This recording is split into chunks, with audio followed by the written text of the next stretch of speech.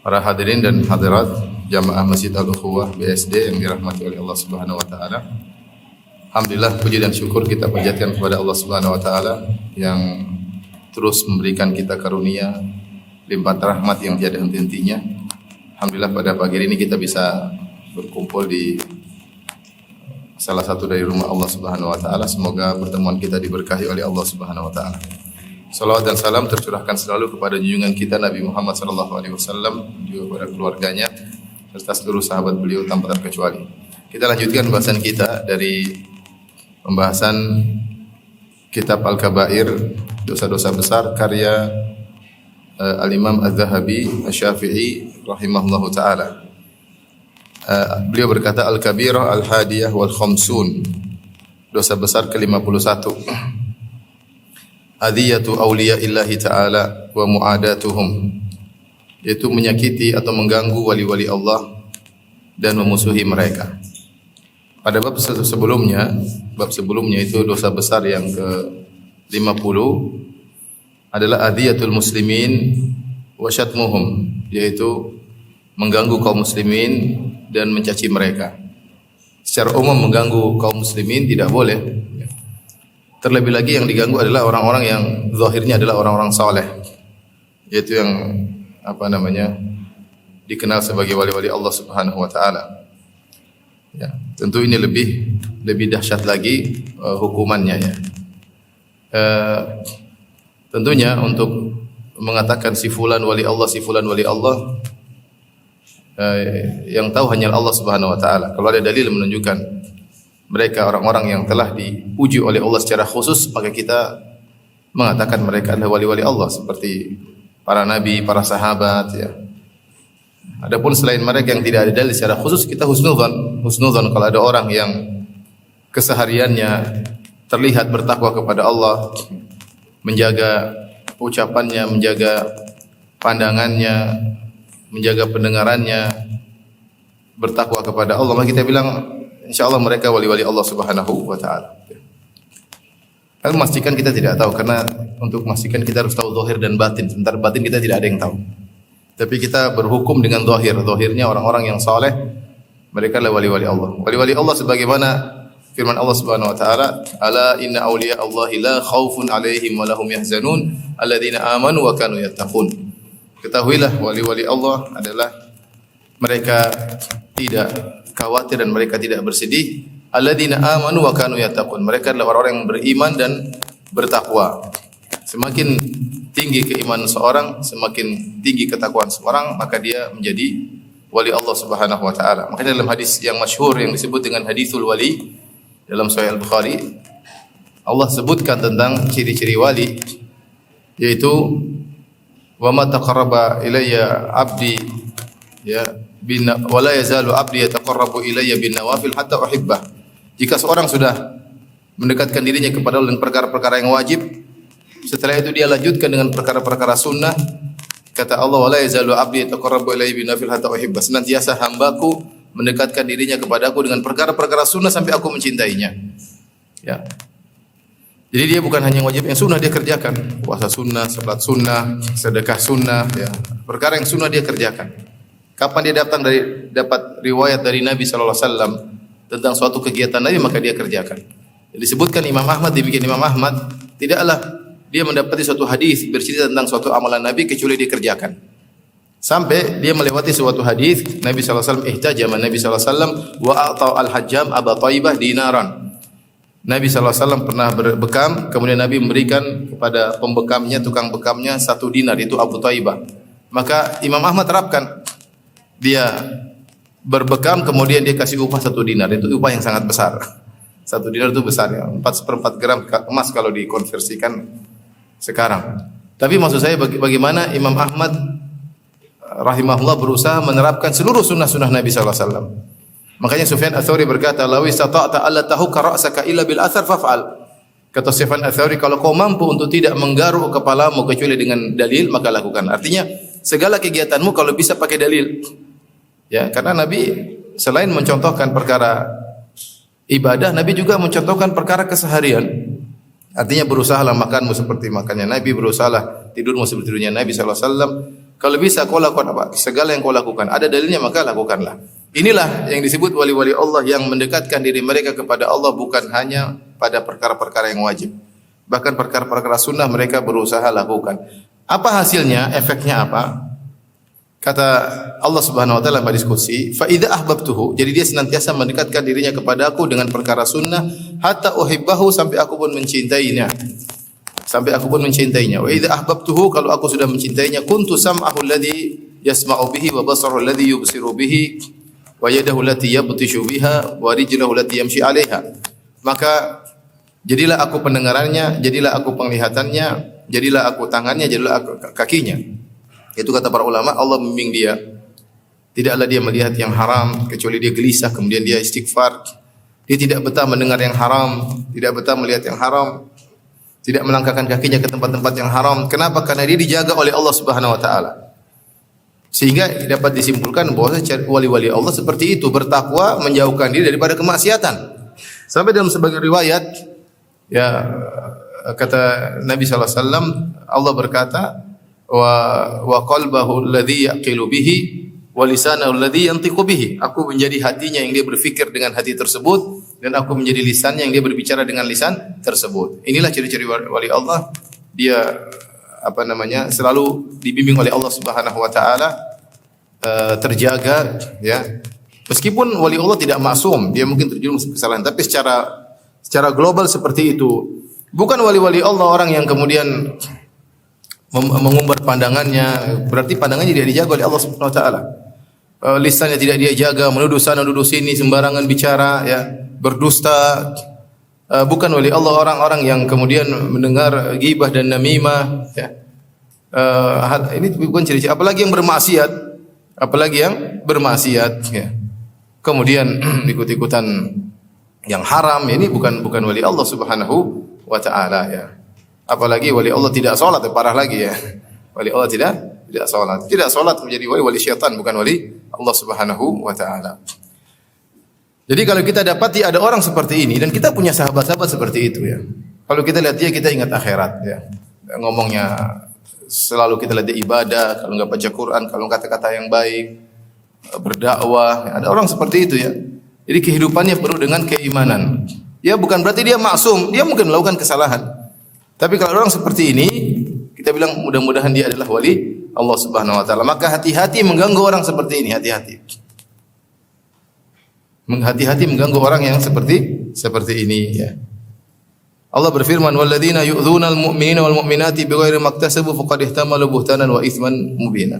Orang-orang yang mengganggu kaum mukminin dan kaum mukminat tanpa perbuatan yang mereka lakukan, tanpa alasan, faqad ihtamalu buhtanan wa itsman mubina. Sungguh mereka telah menanggung kedustaan, memikul kedustaan dan menanggung dosa yang jelas.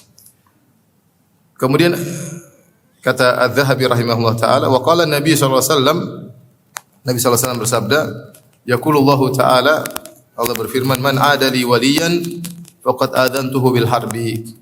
Siapa yang memusuhi waliku, maka aku telah mengumumkan perang kepadanya, ya.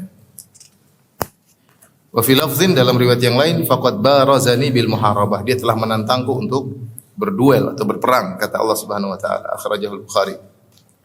Ya. Ini menunjukkan bahayanya kita mengganggu wali-wali Allah Subhanahu wa taala, ya. Orang yang mengganggu wali Allah Subhanahu wa taala, ya. Apalagi itu orang-orang saleh, misalnya suka hafiz Quran, misalnya dia suka beribadah, menjaga lisan, kemudian dituduh tidak. Difitnah dengan fitnah tidak. Bolehlah yang menuduh itu atau mengganggu tersebut merasa menang di dunia, tapi akan ada balasannya. Saya yakin akan balasannya di dunia sebelum di akhirat. Tapi mungkin tidak langsung. Betapa kita sering dengar, ya, berita seperti itu, ya. Bagaimana seorang soleh diganggu, ya, diganggu, disakiti, kemudian datang balasannya cepat atau lambat. Akan datang balasan di dunia sebelum di akhirat. Maka seorang waspada. Jangan ganggu-ganggu orang-orang yang zahirnya orang soleh. Kalau dia punya kesalahan, ditegur, ya. Adapun menempelkan kepadanya kedustaan, menuduh yang tidak-tidak, ya, mengganggu ibadahnya kepada Allah Subhanahu wa taala, ya, hanya karena urusan duniawi, hanya karena kepentingan duniawi, yakinlah akan ada balasannya. Di dunia sebelum di akhirat akan ada balasannya. Dan banyak kejadian-kejadian seperti itu ya. Ketika itu yang mengganggu merasa menang, ya merasa menang. Namun beberapa tahun kemudian, beberapa bulan kemudian, maka para pengganggu tersebut ditimpa dengan hal-hal yang buruk ya. Kenapa? Karena mereka mengganggu orang-orang yang zahirnya adalah orang-orang yang saleh. Dan itu sering terjadi. Maka seorang jangan mentang-mentang dengan kedudukannya, mentang-mentang dengan jabatannya, mentang-mentang dengan jumlahnya yang banyak, kemudian menyakiti seorang yang rajin beribadah kepada Allah, seorang yang rajin baca Quran, seorang yang rajin berdakwah di jalan Allah Subhanahu wa taala, yang menghabiskan umurnya untuk berjuang di jalan Allah Subhanahu wa taala, kemudian diganggu, pasti akan ada balasan. Taib, hadis berikutnya, wa fil hadis kata Imam Zahabi, ya Abu Bakrin in kunta aqdabtahum laqad aqdabta rabbak. Kata Nabi sallallahu alaihi wasallam menegur Abu Bakar, wahai Abu Bakar, kalau kau telah membuat mereka marah, maksudnya fuqara al-muhajirin, kalau engkau membuat, maksudnya Bilal, Suhaib, orang miskin dari kaum muhajirin marah, maka sungguhnya engkau wahai Abu Bakar telah membuat murka Allah Subhanahu wa taala. Hadis ini, maksudnya bagi hadis ini lengkapnya saya bacakan.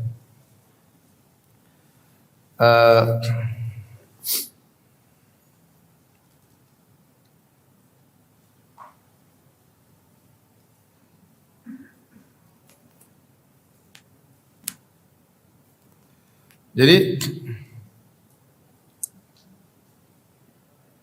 dari Aiz bin Amr anna Abu Sufyan ata ala Salman wa Suhaib wa Bilal. Suatu hari Abu Sufyan datang dan melewati Salman, Suhaib dan Bilal. Fi nafarin. Jadi Salman, Suhaib, Bilal orang miskin semuanya. Orang miskin dari kalangan muhajirin dan juga sebagian dari Salman, Suhaib, Bilal adalah kaum muhajirin. Salman yang masuk Islam ketika Nabi SAW di Madinah. Dan ada beberapa orang ketika Abu Sufyan lewat ya, dan ini kejadiannya entah di Fatu Makkah entah ketika jadi sebelum Abu Sufyan masuk Islam. Sebelum Abu Sufyan masuk Islam. Kalau bukan ketika Fatu Makkah, ketika perjanjian Hudaybiyah, sepertinya ketika Fatu Makkah. Jadi Abu Sufyan melewati sahabat-sahabat yang miskin ini. Kemudian sahabat-sahabat yang miskin ini komentar, faqalu ma akhadat suyufullahi min unuqi aduwillahi ma akhadaha. Kata mereka, pedang-pedang Allah belum menunaikan haknya. Artinya ini orang harusnya dibunuh, Abu Sufyan ini.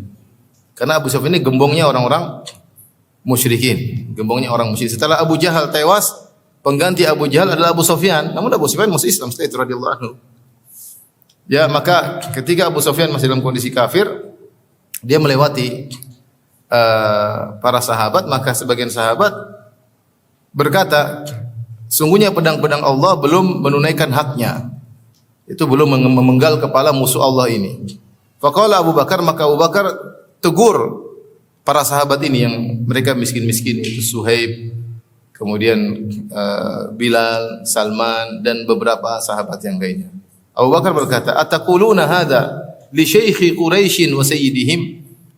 Apa kalian mengucapkan perkataan seperti ini kepada pemimpin orang-orang Quraisy dan kepalanya orang Quraisy? Abu Sufyan paling top ketika itu setelah Abu Jahal.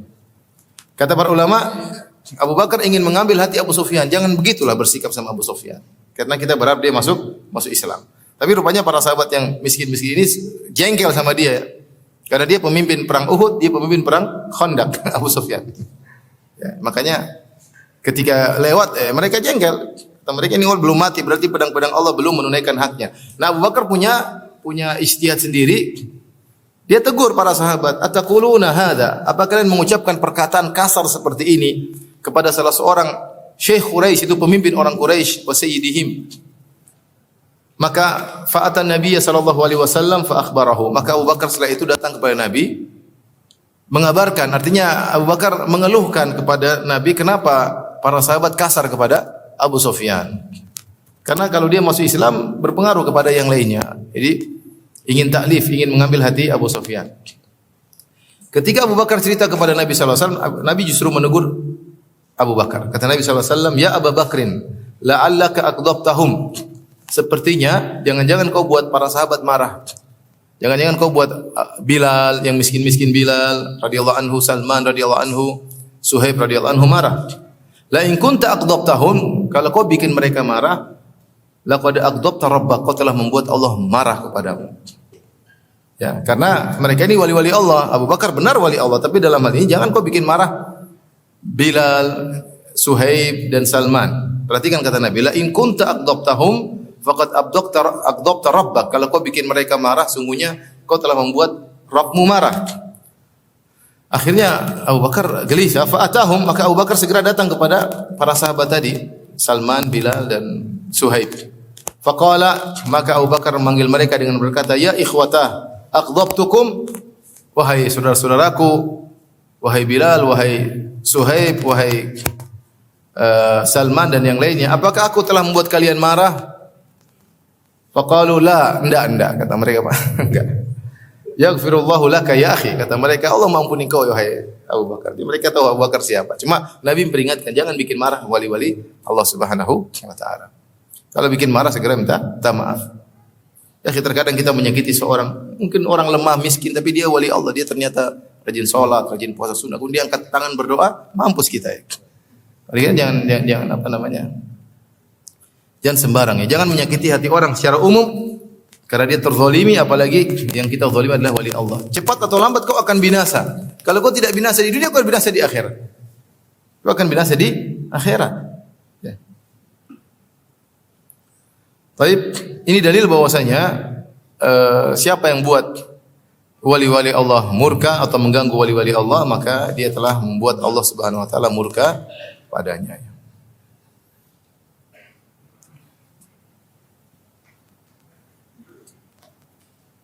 Dulu ada kejadian seorang dia sering menyakiti orang lain lewat tulisan dan macam-macam.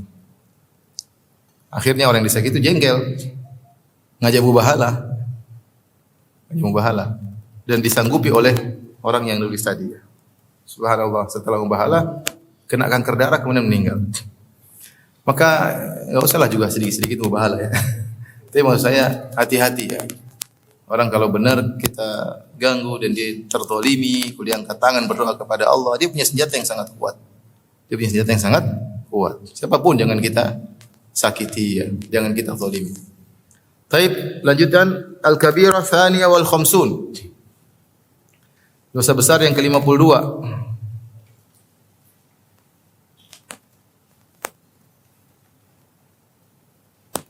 Yaitu adalah isbat.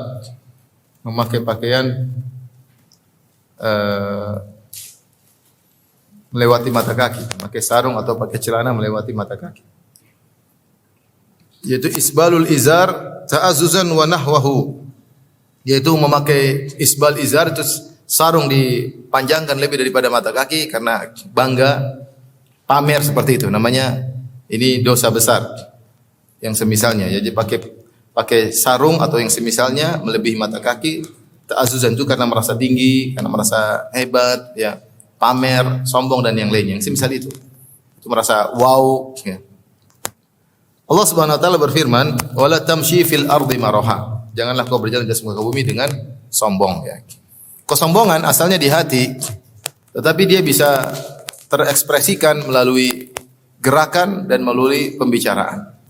Ya. Makanya Allah mengatakan wala tusair khaddaka lin-nasi wala tamshi fil ardi maraha. Jangan kau palingkan wajahmu ketika berbicara dengan manusia dan janganlah kau berjalan dengan sombong. Karena orang cara berbicara kelihatan dia sombong. Ngomong dia enggak dia cuekin. Artinya dia merendahkan orang di hadapannya. Terlihat dari cara berbicara. Itu menunjukkan ada kesombongan, ya. Kesombongan terekspresikan dengan cara berbicara. Ya. Membanggakan diri, saya begini. Nanti dia bilang bukannya sombong ya, cuma kasih tahu. Itu sombong. Biasanya orang begitu, biasanya apa? Sombong. Kemudian juga dari cara berjalan, di antaranya dari cara berpakaian. Cara berjalan dan berpakaian itu indikasi ekspresi kesombongan yang ada dalam hatinya. Makanya terlalu banyak dalil yang di mana Nabi SAW melarang hal-hal yang bisa menunjukkan ekspresi kesombongan atau mengantarkan kepada kesombongan. Karena sombong ini bukan dosa sederhana, dosa sangat berbahaya. Kata Nabi SAW, "Man kana fi qalbihi mithqalu dzarratin min kibr, la yadkhul jannah." Man kana fi qalbihi mithqalu dzarratin min kibr, tidak masuk surga seorang dalam hatinya ada kesombongan meskipun sebesar zarrah, meskipun sekecil zarrah. Zarrah itu sesuatu yang sangat kecil. Bisa diartikan semut kecil, ya. Semut kecil kalau kita letakkan di daun timah kan tidak terdeteksi saking ringannya. Ada yang mengatakan zarrah adalah kalau kita memukulkan tangan di tanah, kemudian ada debu-debu, kita ambil satu butir pasir, itulah zarrah. Ada yang mengatakan zarrah adalah kalau jendela kita buka, kemudian ada kena cahaya matahari, terlihat butiran-butiran kecil, kita ambil satu, namanya dzar. Artinya dzar adalah ungkapan dalam bahasa Arab mengungkapkan sesuatu yang sangat kecil. Dan Nabi mengatakan jika ada orang dalam hatinya kesombongan sekecil apapun tidak masuk surga. Maka ini sangat berbahaya. Maka semua sarana yang mengantarkan pada kesombongan dilarang oleh Nabi SAW. Dan kita jangan main-main masalah ini. Dan sebab kesombongan banyak ya. Orang sombong dengan pakaiannya, sombong dengan ilmunya, sombong dengan jabatannya, sombong dengan nasabnya. Banyak hal yang menyebabkan kesombongan. Banyak hal. Di antaranya karena pakaian. Karena pakaian bisa merupakan mengantar kepada kesombongan dan bisa merupakan ekspresi daripada kesombongan. Ekspresi daripada kesombongan. Makanya Allah berfirman, "Wala tamshi fil ardi maraha." Janganlah kau berjalan di atas muka bumi dengan sombong. Wa qala Nabi sallallahu alaihi wasallam, kata Nabi sallallahu alaihi wasallam, "Ma asfala minal ka'bain minal izar fa finnar." Apa yang di bawah mata kaki, sarung yang di bawah mata kaki, maka di neraka, di neraka. Ini dijadikan dalil oleh sebagian ulama bahwasanya isbal haram secara mutlak. Apakah karena sombong ataupun tidak? Kalaupun tidak sombong, maka itu sarana menuju kesombongan. Ya, makanya ini pendapat yang dikuatkan oleh Ibnu Hajar rahimahullah taala dalam Fathul Bari, menyelisih pendapat jumhur. Mayoritas ulama berpendapat bahwasanya isbal kalau tidak sombong maka makruh. Tidak sampai pada derajat haram, tapi kalau sombong dosa besar. Karena kesombongan itu sendiri dosa besar. Namun sebagian ulama berpendapat jika tidak sombong maka makruh. Sebagian ulama lain mengatakan meskipun tidak sombong tetap haram. Meskipun tidak sombong tetap haram. Ini pendapat Ibnu Arabi ya, dari mazhab Maliki, di antara juga Ibnu Hajar rahimahullah dalam Fathul Bari. Kenapa? Karena orang isbal di mana celananya melewati mata kaki atau sarungnya melewati mata kaki diharamkan karena ada beberapa sebab. Ibnu Hajar menyebutkan 4 atau 5 sebab. Di antaranya beliau mengatakan bahwasanya kalau celana di bawah mata kaki adalah israf, berlebih-lebihan, tidak perlu. Ngapain celana sampai di bawah mata kaki? Kita enggak perlu seperti itu ya. Kemudian yang kedua, mudah terkena najis. Mudah terkena najis. Kemudian di antara sebabnya ini tasyabbuh dengan para wanita yang harusnya tutup kakinya. Kalau wanita di zaman Nabi sallallahu alaihi wasallam roknya panjang sampai 1 jengkal di bawah mata kaki roknya. Sampai 1 zira ya. Supaya apa? Supaya tumitnya tidak tersingkap. Sehingga mereka dahulu memakai rok yang panjang, bahkan kalaupun terkena najis dimaafkan. Terkena najis kemudian terkena pasir dimaafkan karena ada maslahat yang lebih besar, yaitu agar kaki mereka tidak terlihat.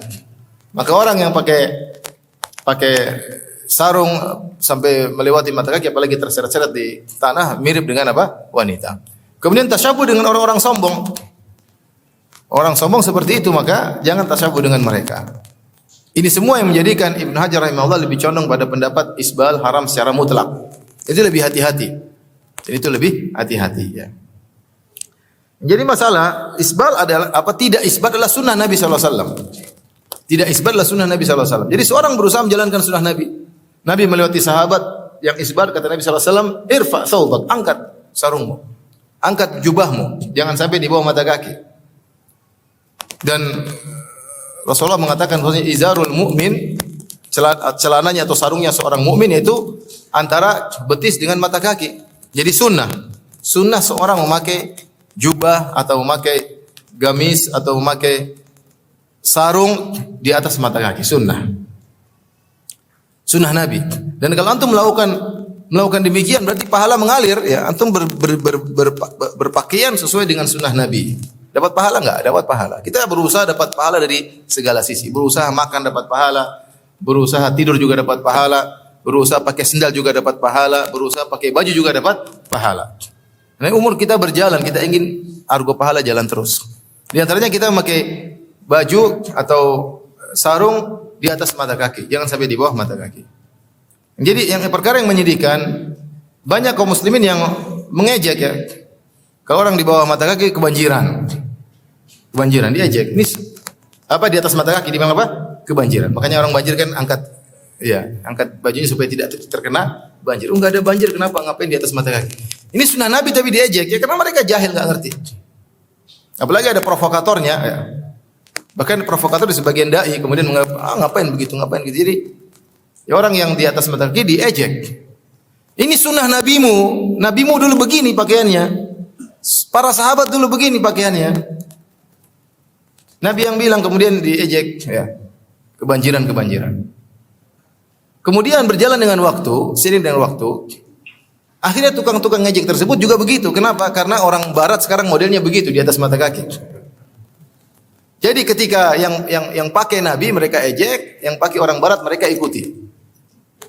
Sekarang saya kadang lihat ada orang di atas mata, saya kira ikhwan atau bukan, ternyata bukan. Saya model ya. Saya lihat, oh bukan ikhwan. Terus istrinya enggak pakai jilbab, oh berarti bukan ikhwan. Saya pikir tadi ikhwan sudah ngaji. Karena gitu dia turun dari mobil di atas mata kaki, mantap. Begitu keluar ternyata penampilan atasnya bukan. Kenapa di atas mata kaki? Karena model sekarang. Waktu saya terakhir beberapa tahun yang lalu saya ke Sydney, saya lihat di mall orang-orang barat sudah di atas mata kaki. Anak-anak muda. Nah, kalau sudah yang bikin orang barat berlomba-lomba untuk ikut. Tidak dianggap kebanjiran. Dia tidak. Kalau yang bikin orang Islam dianggap apa? Kebanjiran. Nanti suatu hari kalau ada film Hollywood, mungkin artis film Hollywood punya jenggot, mungkin orang jenggotan juga. Kalau sekarang orang Islam pakai jenggot dibilang ini kambing lah apalah. Nanti kalau orang bule, mungkin pezina yang begitu baru diikuti. Karena barometernya adalah orang barat. Ini kenyataan tentang masalah isbal. Alhamdulillah sekarang banyak yang enggak isbal. Entah karena sunnah atau karena mengikuti orang-orang bule ya. Di antara dalil yang menunjukkan bahwasanya ini masalah khilafiyah. Jadi begini maksud saya, kalau ada orang isbal ya kita tidak usah tuduh dia lah. Artinya memang ada pendapat mengatakan orang isbal itu makruh selama tidak apa? Sombong. Karena bisa jadi orang-orang yang mungkin celananya di bawah mata kaki dia bukan sombong, mungkin model saja. Tetapi pendapat yang lebih kuat haram secara mutlak. Haram secara mutlak. Ini masalah khilafiyah. Kalau karena sombong semua orang sepakat dosa besar. Tapi kalau tidak sombong maka khilaf. Yang lebih hati-hati dan lebih sesuai sunnah adalah pendapat yang mengatakan haram secara mutlak. Di antara dalil yang menunjukkan haram secara mutlak hadis ini dalam Sahih Bukhari, ma asfala minal ka'bain fa finnar. Semua yang di bawah mata kaki maka di neraka. Ya, jadi kalau ada orang misalnya ini kakinya, kemudian ini mata kaki, kemudian celananya sampai di bawah mata kaki, maka bagian kakinya yang isbal ini akan diadab oleh Allah Subhanahu wa taala. Apa yang di bawah mata kaki di neraka kata Nabi sallallahu alaihi wasallam. Ini seperti sabda Nabi sallallahu alaihi wasallam ketika melihat sebagian sahabat yang berwudu kemudian tumitnya tidak terkena air. Kata Nabi sallallahu alaihi wasallam, "Wailun li'aqabi minan nar." Celaka tumit-tumit kena api neraka, tumit-tumit yang tidak terkena air wudu. Mungkin ada yang protes, apa? Masa cuma yang diadab cuma ini? Pakai akal kamu, terus badannya tidak nampak, cuma ini aja yang diadab. Sama Nabi pernah bilang juga sama orang yang wudunya enggak beres, celaka. Tumitmu kena api. Ini ancaman artinya seorang berusaha tidak isbal. Ya. Makanya ketika datang hadis ini, Ummu Salamah radhiyallahu taala anha menganggap hadis ini umum, mencakup para wanita. Maka mereka minta izin, ya Rasulullah, kami butuh isbal. Saya tanya sama antum sekalian, Ummu Salamah ketika mendengar hadis ini, dia memandang hadis ini umum. Makanya dia minta izin, kami butuh isbal. Apakah wanita ketika isbal karena sombong? Tentunya tidak. Justru untuk menutup aurat mereka. Tetapi Ummu Salamah begitu dengar hadis dia menyangka termasuk para wanita juga. Maka minta izin agar yurkhina shibran. Ya Rasulullah, kami minta izin untuk isbal. Kata Nabi, silakan isbalkan rok kalian sampai 1 jengkal. Kata Ummu Salamah, "Idzan tanqashifu aqdamahun." Idzan tanqashifu aqdamuhun. Ya Rasulullah, kalau cuma satu jengkal di bawah mata kaki akan tersingkap kaki-kaki mereka. Kata Rasulullah SAW, "Yurkhinahu zira'an wa la yazidna ala dzalik." Panjangkan lagi di bawah mata kaki sampai satu hasta, jangan lebih daripada itu. Agar benar-benar kaki benar-benar tertutup. Ya. Bukan pakai hak tinggi baru kelihatan semua.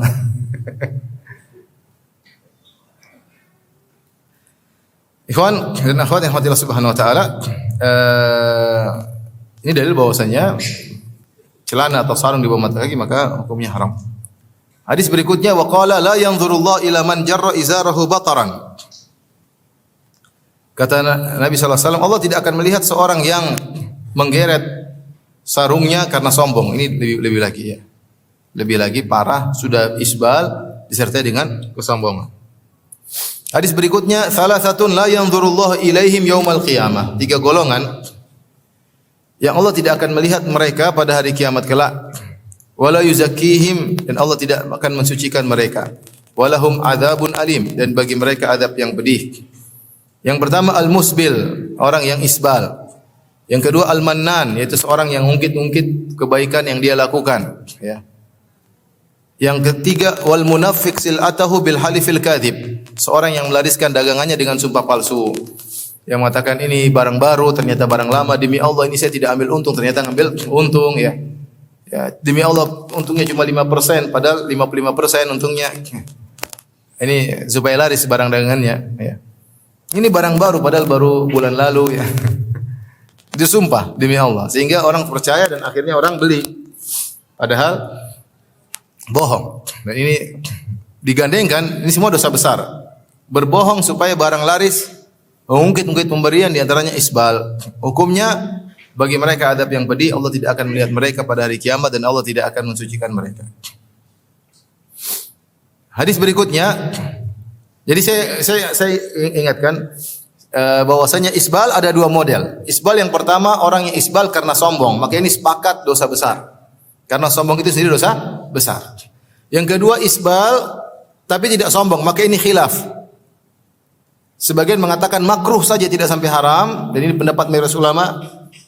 Mayoritas ulama mengatakan makruh, sebagian mengatakan haram secara mutlak seperti Ibnu Arabi dan juga Ibnu Hajar rahimahullah dan juga para ulama sekarang seperti Syekh Albani, Syekh bin Baz, Syekh Utsaimin, mereka mengatakan haram secara mutlak.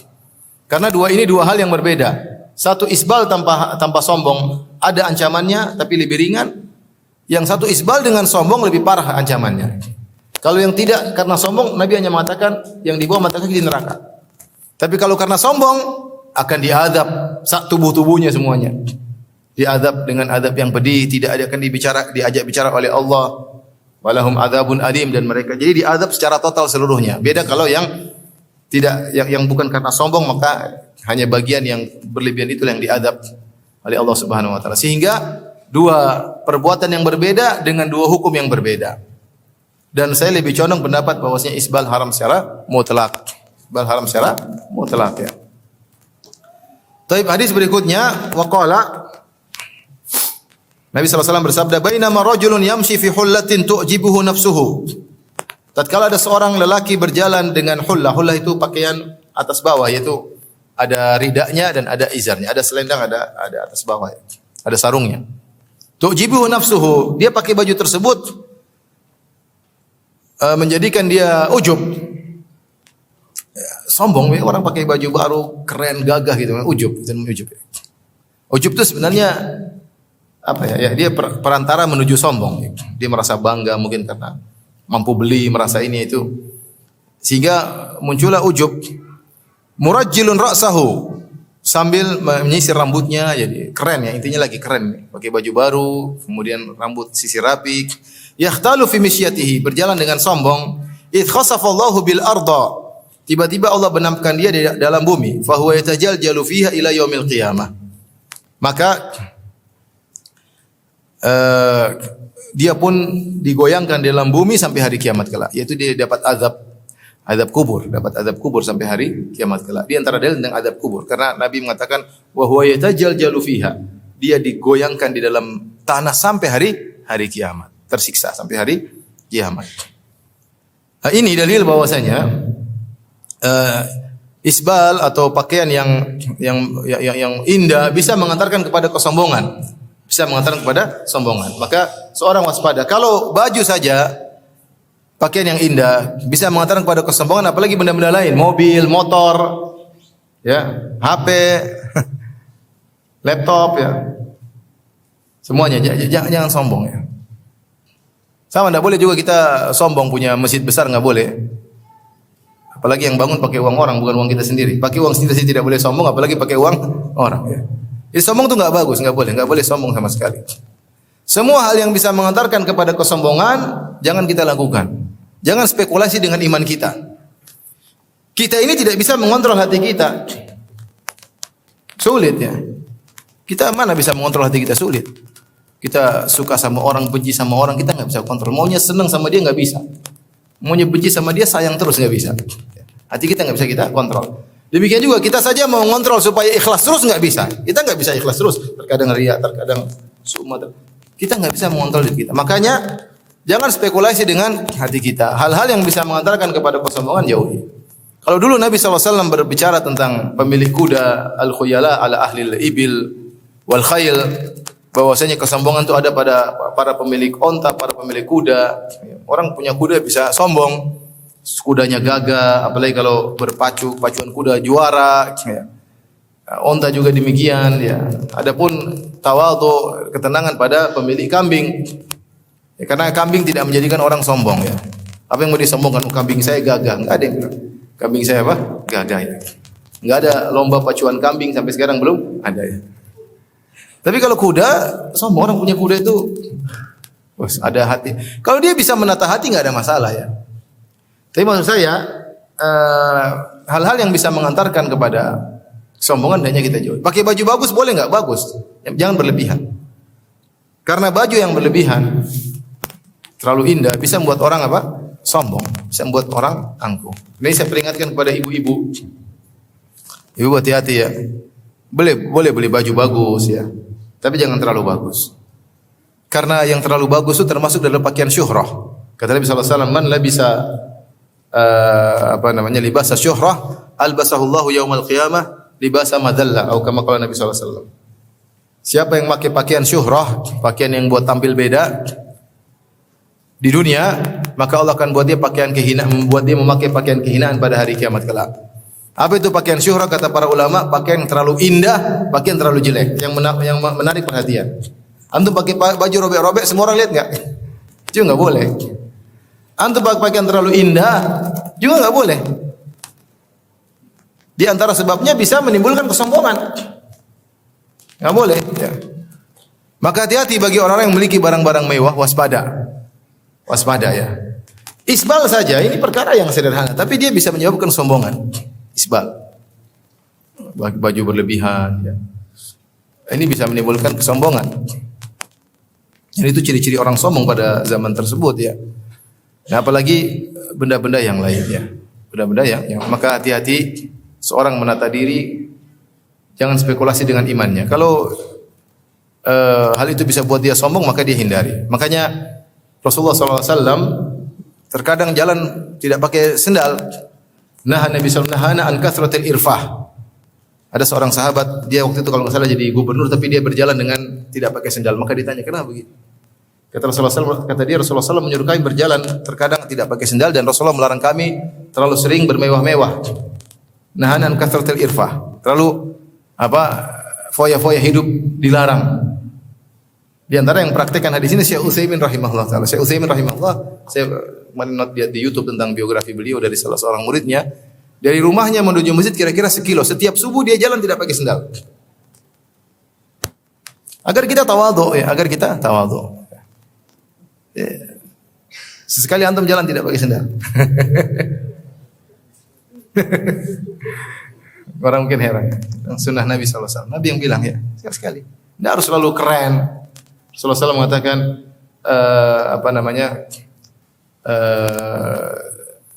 bahwasanya kesederhanaan, ya, bagian daripada keimanan, ya. Maka seorang jangan terlalu keren, jangan terlalu perhatian dengan penampilannya. Ya, oke lah sesekali ada pesta. Bukan setiap hari harus gagah, harus keren. Nanti lupa dengan memperhatikan hatinya. Terlalu perhatian dengan penampilannya jadi pikirannya dunia melulu. Pikirannya dunia melulu. Ya. Bajunya harus keren, mobilnya harus keren, ini harus keren, semuanya harus keren. Dia lupa bahwasanya hatinya harus keren juga. Jangan sampai hatinya enggak keren, ini keren-keren di luar bikin hatinya rusak. Saya bukan nyuruh antum untuk enggak setrika baju ya, enggak. Kalau saya sesekali antum jalan enggak pakai sepatu, enggak pakai sandal, enggak ada masalah, cuek aja. Sekali-sekali baju tidak rapi enggak ada masalah. Ya. Ya. Jadi tidak harus selalu tampil keren ya. Lihat bagaimana baju seperti ini bisa buat orang sombong, akhirnya dibenamkan dalam bumi dan disiksa dalam alam barzah, azab kubur sampai hari kiamat. Wa huwa yatajaljalu fiha ya ila yaumil qiyamah. Disiksa oleh Allah sampai hari kiamat. Waliyadzubillah. Billah. Saya bisa bayangkan bagaimana orang punya mobil misalnya harganya 8 miliar. Kemudian dia naik. Kira-kira hatinya gimana? Pinjam aja bisa sombong apalagi punya sendiri. Ini nggak pinjam, apalagi punya sendiri. Kita nggak bisa ngontrol hati kita. Antum punya jam harganya misalnya 200 juta, ya mungkin ada orang biasa aja yang bisa ngontrol hati nggak ada masalah. Yang penting dia bisa menjawab pertanyaan Allah kenapa beli jam segitu nggak apa-apa. Saya pernah tegur teman saya, hajian sama saya. Saya bilang antum pakai jam mahal 200 juta lebih, gimana? Kalau ditanya sama Allah bagaimana? Saya bisa jawab kok Ustaz, saya bisa jawab katanya. Ya udah kalau kau bisa jawab enggak apa-apa, saya cuma ingetin doang. Jadi dia bilang, "Saya bisa jawab kok, saya bisa jawab." Ternyata orang itu memang sangat suka sedekah. Setelah belakangan saya tahu dia sangat suka bersedekah ya.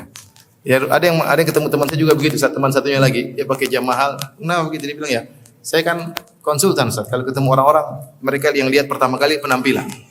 Ini keperluan pekerjaan. Ya enggak apa-apa, yang penting bisa menata hati." Tapi kalau saya Ustaz, apa keperluan saya harus pakai jam mahal? Apa keperluan saya harus pakai jam mahal? Ya, meskipun terkadang saya pakai jam agak mahal karena dikasih orang ya. Beli sendiri ngapain? Tapi intinya hati ini tidak bisa kita kontrol. Maka jangan kita spekulasi dengan hati kita. Tapi kita lanjutkan. Wa Abdullah bin Umar radhiyallahu anhu ani Nabi sallallahu alaihi wasallam, dari Ibnu Umar radhiyallahu anhuma dari Nabi sallallahu alaihi wasallam qala, Rasulullah SAW bersabda, al-isbalu fil izar wal qamis wal imamah. Isbal itu bisa berlaku pada sarung, pada jubah, pada sorban. Man jarra syai'an khuyala, siapa yang, ini hukum kedua, isbal mencakup semuanya. Barang siapa yang menggeret bajunya karena sombong, lam yanzurillahu ilaihi yaumal qiyamah. Allah tidak akan melihat dia pada hari kiamat kelak. Ya. Ini dalil bahwasanya isbal itu berlaku pada banyak hal, bukan cuma pada sarung dan baju. Pada imamah juga. Maksudnya apa? Ada sebagian orang disebut oleh para ulama. Contoh pakai imamah, kemudian ekor, kan ada ekornya, terlalu panjang sampai ke bokongnya misalnya. Ngapain sampai panjang ke bokongnya? Ada imamah juga yang panjang sekali sehingga kalau putar tinggi. Terus buat apa? Ini muternya aja setengah jam kali. Kemudian, ini buat apa pakai imamah seperti itu? Buat apa? Ini mubadzir ya. Mubadzir ya. Tidak boleh. Karena Rasulullah mengatakan isbal berlebih-lebihan dalam berpakaian berlaku juga pada imamah. Sebagian ulama juga membahas seperti mereka sebutkan, ya, seperti Syekh Masyhur Hasan Salman dan yang lainnya menyebutkan bahwasanya di antara bentuk isbal seperti sebagian orang yang mungkin bajunya terlalu lebar ya. Sebagian orang seperti saya, ada teman-teman di sana seperti itu. Memang baju kebesaran mereka. Mereka pakai baju ininya panjang sampai segini. Ini orang kepalanya bisa masuk ke ini buat tahu begini maksudnya berlebihan nanti mudah kesangkut. Ngapain? Ini baju secukupnya aja. Bagi warung buat jadi kayak saya begitu. Itu ditegur juga, ini enggak benar. Berlebihan daripada keperluan. Berlebihan daripada apa? Keperluan. Maka berpakaianlah secukupnya. Cukupnya, jangan terlalu berlebih-lebihan ya. Jangan terlalu berlebihan.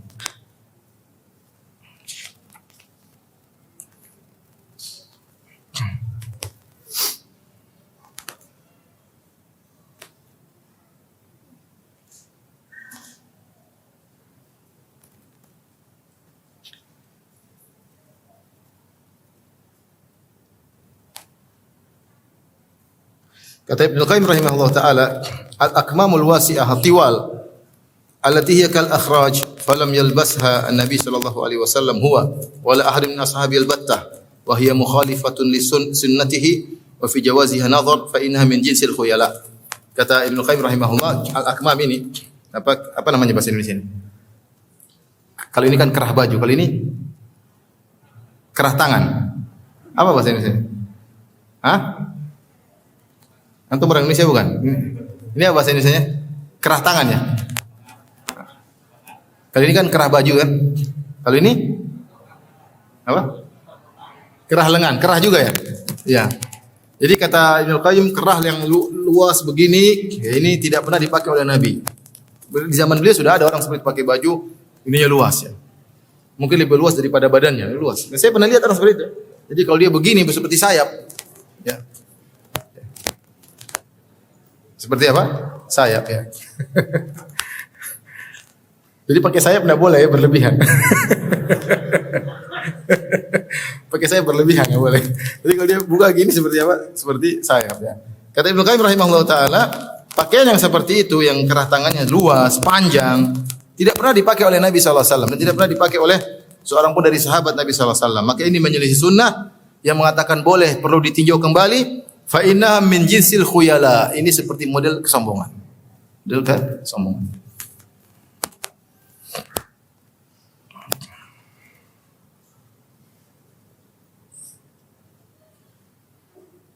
Kata Asy-Syaukani rahimahullah dan Minal Autar, qad sara ashharan nasi qad sara ashharun nasi bi mukhalafati hadhihi sunnah fi zamanina hadza al ulama.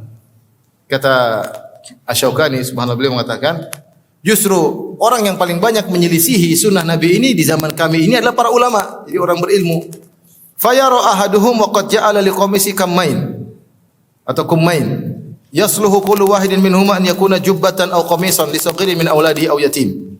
Kata Asy-Syaukani rahimahullah taala, justru sebagian ulama di zaman kami membuat jubahnya itu justru luas sekali ininya ya. Sampai dibikin double, kayaknya double gini, double lagi lubangnya sampai double. Kata dia, satu lubang ini bisa bikin jubah sendiri buat anaknya atau buat anak yatim. Ngapain dia pakai banyak-banyak? Kalau dipotong bajunya itu dikumpulkan bisa bikin baju untuk anak yatim. Ini disedekahkan.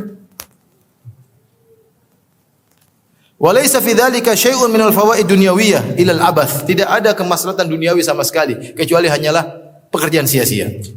Kecuali kalau luas memang supaya kena AC begitu maksudnya, itu mungkin ya biar ketiaknya segar itu mungkin. Tapi enggak ada kemaslahatan duniawi kecuali hanya sekedar buang-buang duit. Enggak ada faedahnya. Wa tathqilul mu'na 'ala nafs, hanya memperberat ya, berat bajunya berat ya. Wa man'il intifa' bil yadi fi katsir minal manafi', dan kadang tangan mau melakukan banyak kegiatan enggak bisa karena terhalang dengan baju yang sangat lebar. Wa ta'ridihi li sur'ati tamazzuk wa tashwihil hay'ah wala min al-fawaid diniyah ila mukhalafati sunnah wal isbal wal khuyala. Demikian juga membuat baju mudah robek, membuat penampilan jelek, dan tidak ada faedah agama kecuali hanya menyelisih sunnah, isbal dan kesombongan. Jadi ini maksudnya isbal itu bukan hanya pada sarung dan gamis saja, bahkan imamah, model pakaian. Intinya pakaian yang terlalu berlebihan ya. Ini sampai panjang dianggap isbal juga oleh para ulama. Ya, panjang banget, lebar ya.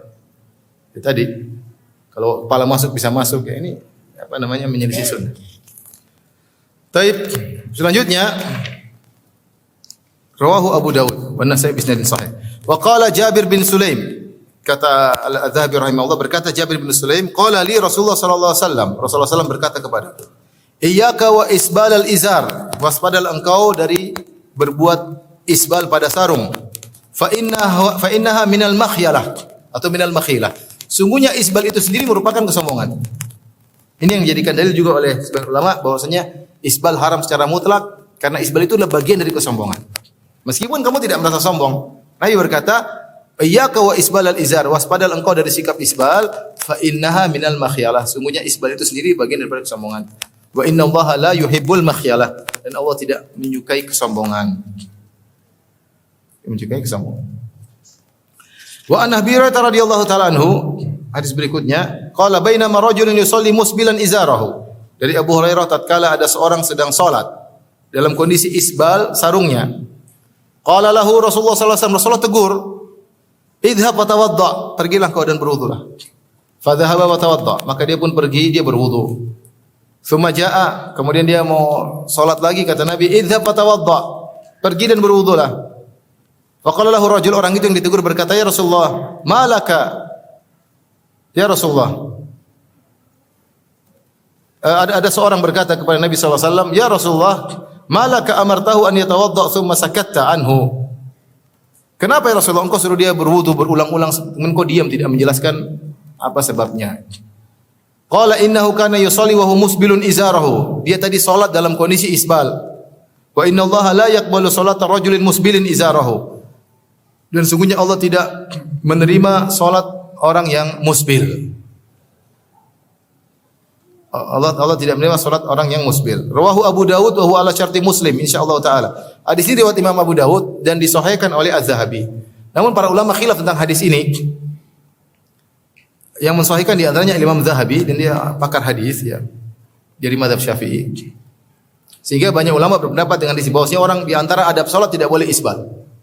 Kalau isbal zahirnya tidak diterima salatnya. Namun mereka mentakwil, katanya tidak terima ininya, tidak tetap sah tetapi tidak terima pahalanya. Tapi intinya banyak ulama berpendapat dengan hadis ini mengatakan orang yang salat dalam kondisi isbal tidak diterima salatnya. Makanya kita dapat sebagian orang kalau mereka isbal ketika mau salat mereka linting. Karena mereka tahu hadis ini. Tapi yang benar hadis ini ditahqiq oleh Syekh Masyhur bin Hasan Salman, hadis ini hadis dhaif. Hadis yang dhaif. Taib. Hadis berikutnya, wa qala Nabi sallallahu alaihi wasallam, Rasulullah SAW bersabda, "Man jarra thawbahu khuyala, la yanzurullahu ilaihi yaumil qiyamah." Siapa yang menggeret bajunya karena sombong, Allah tidak akan melihat dia pada hari kiamat kelak. Wa qala Abu Bakar. Abu Bakar ketika mendengar hadis tersebut, dia langsung khawatir, dia berkata, "Ya Rasulullah, inna izari yastarkhi ila an atahadahu." Ya Rasulullah, sarungku terkadang molor ya Rasulullah di bawah mata kaki, kecuali saya perhatikan. Dia takut masuk dalam hadis tersebut. Abu Bakar tidak mengatakan, "Oh tenang, kalau saya kan tidak sombong." Enggak, dia enggak bilang begitu. Perhatikan, dia mengatakan, siapa yang menggeret sarungnya karena sombong, Allah tidak akan lihat pada hari kiamat kelak. Abu Bakar ketika mendengar hadis tersebut, Abu Bakar tidak santai saja. Saya kan enggak sombong, jadi enggak ada masalah. Justru dia khawatir. Dia bilang, "Rasulullah, bagaimana dengan saya terkadang molor kecuali saya perhatikan." Dia tidak mengatakan saya tidak sombong, dia takut masuk dalam hadis ini. Rasulullah berkata, "Innaka lasta mimman yaf'alu khuyala." Kau enggak sombong, kau melakukannya tidak sombong. Rawahul Bukhari, hadis riwayat Bukhari. Hadis ini dijadikan dalil oleh sebagian orang untuk berisbal riya. Isbal, oh, kalau enggak sombong enggak apa-apa. Abu Bakar aja enggak sombong enggak apa-apa. Jawabannya betapa jauh sikapmu dengan Abu Bakar. Abu Bakar ketika mendengar hadis ini, apakah dia merasa tidak sombong? Dia tidak merasa demikian, justru dia takut. Makanya dia cari uzur, Rasulullah, bagaimana saya ini kadang-kadang kecuali saya perhatikan, kadang-kadang saya tidak ingat tahu-tahu turun. Yang bilang dia tidak sombong siapa? Abu Bakar sendiri atau Nabi? Nabi yang bilang. Karena Nabi mungkin diberi wahyu oleh Allah Subhanahu wa taala mengetahui isi hati Abu Bakar, kamu tidak sombong. Nah, kalau kamu bilang saya tidak sombong. Jadi beda, jangan berdalil dengan hadis Abu Bakar, tidak pas menurut saya. Karena Abu Bakar tidak merasa tidak sombong, kamu merasa tidak apa? Sombong. Ini perbedaan pertama. Beda antara langit dan bumi. Dan Abu Bakar yang membilang dia tidak sombong bukan dia sendiri, yang bilang adalah Nabi sallallahu alaihi wasallam. Kamu yang bilang kamu tidak sombong siapa? Istrimu. Lalu kita ini kadang sombongnya enggak sadar. Saya sering ditegur sama istri saya. Kadang saya ngomong dengan teman atau di telepon, istri saya terlalu tegur. Abi, tadi itu Abi sombong. Saya baru ngeh, oh iya ya. Kadang-kadang omongan ketinggian, kadang lupa, itu manusia. Ya. Saya mikir lagi, ketika saya ngomong saya tidak sadar kalau saya ada agak merasa tinggi, saya tidak sadar.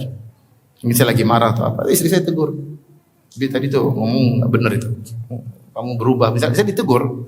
Artinya Abu Bakar yang tidak sombong saja tidak merasa tidak apa?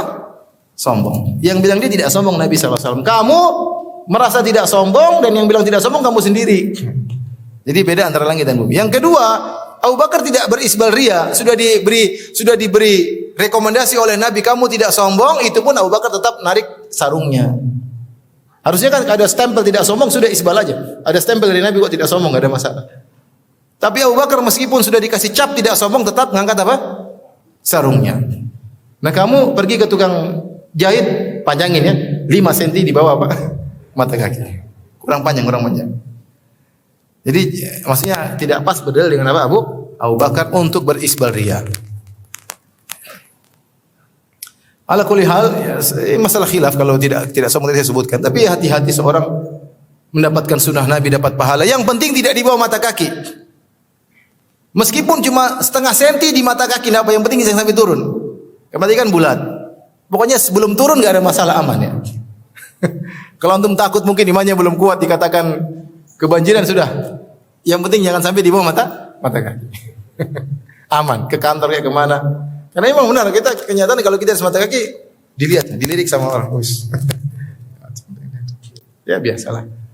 Islam bada ghariban sayyidu ghariban kama bada. Islam datang asing dan akan kembali asing. Sekarang orang yang multazim dianggap aneh, dianggap asing ya. Makanya orang kalau pakai celana di atas mata kaki dianggap aneh. Yang cewek-cewek pakai rok di atas mata lutut enggak dianggap aneh. Kebuka sana kebuka sini enggak ada yang anggap aneh. Bahkan berubah fitrah, sebagian orang menganggap bahwasanya keterbukaan, baju terbuka sedikit, paha terbuka sedikit adalah modern. Kalau telanjang lebih modern lagi ya. Justru yang tertutup dianggap terbelakang, primitif. Kan harusnya terbalik. Justru yang tidak berpakaian yang primitif. Orang utan enggak pernah pakai baju kan? Primitif. Kalau sudah modern baru pakai baju ya. Sekarang kebalik, yang telanjang maka dianggap modern, yang pakai baju dianggap apa? Primitif. Ya begitulah. Setan, iblis, wa zayyana lahum syaitan a'malahum. Setan menghiasi perbuatan mereka. Setan bersumpah, la uzayyana lahum fil ardi, aku akan menghiasi maksiat yang mereka lakukan di muka bumi. Sampai sekarang kembali orang yang terbuka auratnya tidak malu dan merasa bangga, yang tertutup auratnya malah malu. Karena pandangan manusia sudah berubah. Baik, kita lanjutkan. Wa qala Nabi sallallahu alaihi wasallam, Rasulullah SAW bersabda, izratul mu'min ila ansafi saqaihi. Sarungnya seorang mukmin sampai tengah betisnya. Kalau bisa seperti itu yang terbaik ya. Terbaik maksudnya sarungnya sampai di tengah betisnya. Sunnah Nabi sallallahu alaihi wasallam. Qala Abu Sa'id, qala Rasulullah sallallahu alaihi wasallam, Rasulullah SAW bersabda, izratul muslim ila nisfi as-saq wala haraj aw la junah fima bainahu wa bainal ka'bain. Bahwasanya sarung seorang mukmin sampai tengah betis dan tidak jadi masalah antara tengah betis sampai mata kaki. Tidak ada masalah. Yang penting masih di mata kaki. Maka asfala minal ka'bain, yang di bawah mata kaki yang jadi masalah. Ma asfala minal ka'bain fahuwa finnar, maka di neraka jahanam. Man jarra izarahu bataran lam yundrillahu ilaih. Siapa yang menggeret sarungnya karena sombong, Allah tidak akan melihatnya. Di sini dalil yang sangat kuat. Rasulullah membedakan dua perbuatan. Perhatikan. Rasulullah menggabungkan dua perbuatan. Rasulullah mengatakan, barang siapa yang di bawah mata kaki sarungnya, maka di neraka. Adapun yang sombong maka tidak dilihat oleh Allah pada hari kiamat kelak. Ini memperkuat bahwasanya isbal itu haram secara mutlak sebagaimana pendapat Ibnu Hajar rahimahullahu taala, karena dia di antara sarana menuju kesombongan.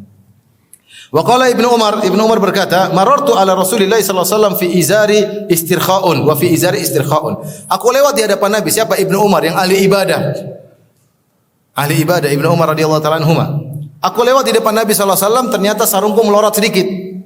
Faqala ya Abdullah irfa izara, kata Nabi, angkat sarungmu. Tsumma qala zid, aku angkat, kata Nabi, angkat lagi. Fazitu, aku tambah.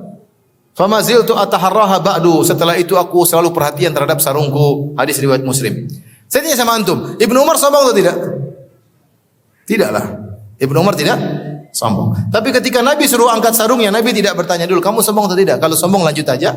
Kalau tidak sombong lanjut aja, kalau sombong angkat. Nabi tidak perinci. Nabi bilang angkat, angkat. Jadi ya, antum sombong enggak ataupun tidak sombong, berusaha sesuai dengan sunnah Nabi sallallahu alaihi wasallam. Maksud saya berusaha cari pahala dengan berpakaian. Kalau kita bisa berpahala dengan berpakaian, kenapa tidak kita lakukan? Ya sudah, pakai sarung, tinggal di atas mata kaki, gampang. Maka di penghujung pembahasan tentang isbal berkata Al-Imam Az-Zahabi, wa kullu man ittakhadha farajiyatan takadu an tamassal arda aw jubbatan aw sarawil khafajiyatan fa huwa dakhilun fil wa'id al-madhkur, nas'alullah al-afiyah. Maka setiap orang yang memakai farajiyah mungkin sejenis pakaian, takadu tamassal arda, hampir mengenai, jadi panjang, hampir menjeret ke tanah.